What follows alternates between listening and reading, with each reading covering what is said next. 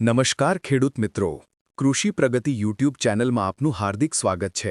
બપોરના 4 વાગ્યા સુધીની આગાહી મુજબ અમરેલી, ભરૂચ, ભાવનગર, જૂનાગઢ, સુરત અને ગીર સોમનાથ જિલ્લાઓમાં ભારેથી અતિભારે વરસાદ એટલે કે રેડ પડવાની શક્યતા છે,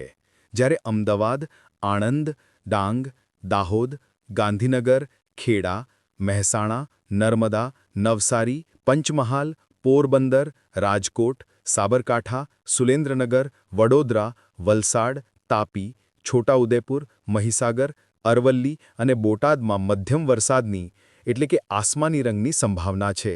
અને બનાસકાંઠા, જામનગર, કચ્છ, પાટણ, મોરબી અને દેવભૂમિ દ્વારકામાં હળવાથી મધ્યમ વરસાદની એટલે કે પીળા રંગની શક્યતા છે। તેથી તમામ ખેડૂત મિત્રો અને ગ્રામસેવકોને વિનંતી છે